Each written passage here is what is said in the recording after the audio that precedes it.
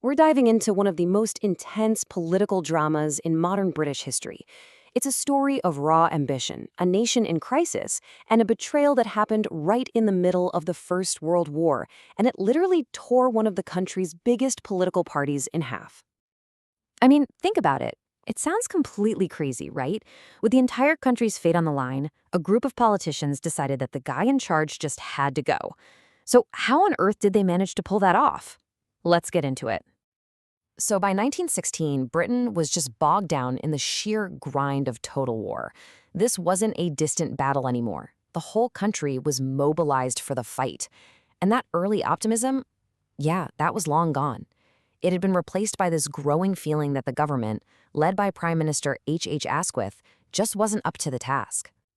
Now, they'd formed a coalition government back in 1915, which was supposed to show everyone they were united, but behind closed doors, it was a total mess. Paralyzed, really. Big, important decisions were getting delayed, and there was this real sense that the whole war effort was just drifting without a clear leader. And this number, well, this number tells you a lot about the problem. Asquith's wartime cabinet had 23 different ministers, all trying to make urgent life-and-death decisions. Can you imagine? It was just way too big and way too slow to run a war effectively. And right at the heart of this whole crisis were these two guys. You had Asquith, the prime minister. Very traditional, very methodical, kind of an old-school statesman. And then you had David Lloyd George, the complete opposite. He was dynamic, he was impatient, and he was absolutely convinced that Asquith's style was steering Britain straight toward disaster. And Lloyd George wasn't just all talk. He had a reputation, a track record, and he was about to use it to prove that he was the only man who could actually get things done. So early in the war, the British Army had this catastrophic shortage of artillery shells. Asquith set up a brand new Ministry of Munitions to fix it and put Lloyd George in charge. What does he do? He immediately tears up the rulebook, brings in experts from the business world, and just cuts through all the red tape to ramp up production. And the numbers. Wow, the numbers really show his impact. At the beginning of the war, the Army had about 1,300 machine guns. By the end of it, thanks to him, they had 250,000. He had proven, without a doubt, that he could deliver. But all that success just made him more and more impatient. He was clashing with the generals over the unbelievable losses on the Somme, and he was convinced the military leadership was totally incompetent. Pretty soon, his frustration went beyond the generals, all the way to the man at the very top, Asquith. And crucially, he found some powerful allies in the Conservative Party who felt the exact same way. So he drops this bombshell of a proposal, a small, three-person war council that would run the entire war effort. And who would be the chairman? Lloyd George, of course. And the prime minister? He'd be left out of the room completely. This wasn't just a suggestion. It was a direct, audacious challenge to Asquith's power. So Asquith had a choice. He could either accept this totally humiliating demotion, or he could fight back. What happened next was one of the most dramatic weeks in the history of British politics. It all just unraveled so fast. On December 3rd, Asquith actually seemed to agree to the deal. But the very next day, a vicious article slamming him appeared in the Times newspaper, probably leaked by Lloyd George's allies, and that made him furious. He took back his support, so Lloyd George resigned. Then the next day, his Conservative allies resigned too, and the whole government just collapsed. By December 7th, it was over. Lloyd George was the new prime minister. Now, for Asquith's supporters, this was nothing less than a stab in the back. One Liberal MP called it an infamous conspiracy.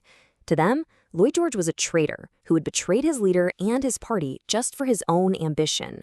And he'd used his powerful friends in the press to do the dirty work.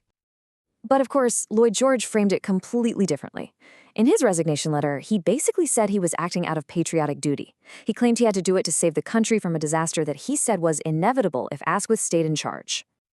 Once he was in power, Lloyd George moved like lightning. That clumsy 23-person cabinet, gone, replaced with a focused war cabinet of just 5 people. He set up brand new, efficient government departments for critical things like shipping and food, and to repay his allies, he gave the Conservatives most of the top jobs. So Lloyd George might have won the top job, and in the end, he would go on to win the war. But in the process, he completely shattered his own political party, and it was a break that the Liberals would never, ever fully recover from. And here's where it gets really weird. Asquith refused to serve in the new government. So you had this bizarre situation where Britain had a Liberal Prime Minister, Lloyd George, but the official leader of the Liberal Party was H. Asquith, who was now sitting on the opposition benches. The party was, quite literally, at war with itself. This chart just shows you how deep that wound was. Out of 272 Liberal MPs in Parliament, 130 of them decided to back Lloyd George. The party was split almost perfectly down the middle. This wasn't just a simple disagreement. This was a fundamental schism. So, who was really to blame for all of this? Well, historians still debated.